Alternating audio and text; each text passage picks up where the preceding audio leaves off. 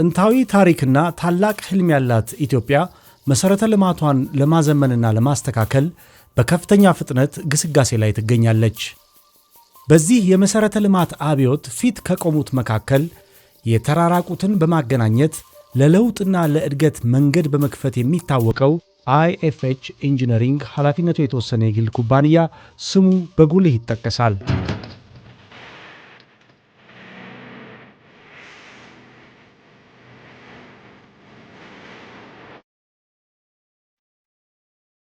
IFH ኢንጂነሪንግ መቀመጫውን ቤጂንግ ያደረገው ግዙፉ የቻይና ኮሚኒኬሽን እና ኮንስትራክሽን ኮርፖሬሽን ስር የሚተዳደረው የቻይና ፈርስት ሃይዌይ አካል ነው። የቻይና ኮሚኒኬሽን እና ኮንስትራክሽን ኮርፖሬሽን በዓለም ከሚገኙ 250 ግዙፍ ዓለም አቀፍ ተቋራጮች መካከል ሶስተኛውና በእስያ ከሚገኙ ኢንተርፕራይዞች መካከል ለ11 ተከታታይ ዓመታት ቁጥር 1 ላይ የተቀመጠ ከ140 በላይ ሀገራትና አካባቢዎች ቢዝነሱን እያንቀሳቀሰ የሚገኝ ግዙፍ ተቋም ነው።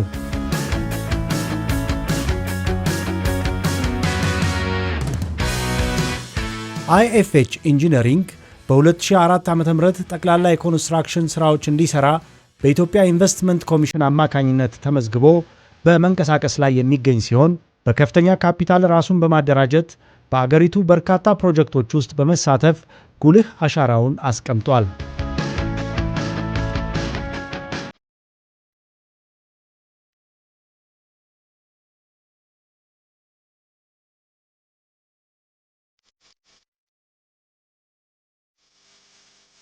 በአሁኑ ወቅት IFH ኢንጂነሪንግ ከ110 በላይ ቻይናውያን ሰራተኞች ያሉት ሲሆን ከ2000 በላይ ለሚሆኑ ኢትዮጵያዊ ሰራተኞች የሥራ ዕድል መፍጠር የቻለ ተቋም ነው።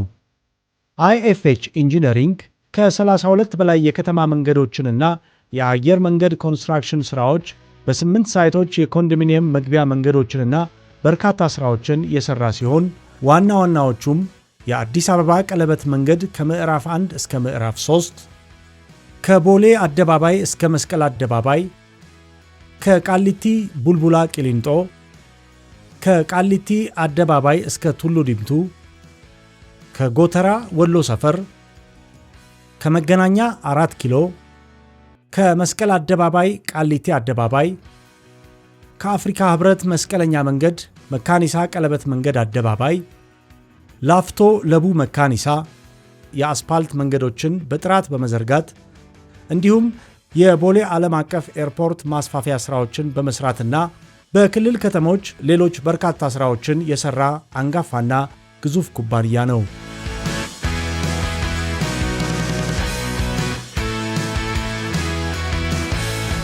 የIFH ኢንጂነሪንግ አበርክቶ የኮንክሪት አስፓልት ከመዘርጋት በላይ ነው።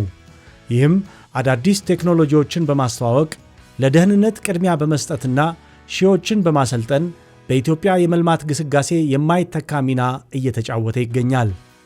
ዓለም አቀፋዊ ትብብር በስፋት በሚያስፈልግበትና በሚተገበርበት በዚህ ዘመን IFH ኢንጂነሪንግ የወዳጅነት የእድገትና የአብሮ ማደግ ምልክት ሆኖ ይገኛል።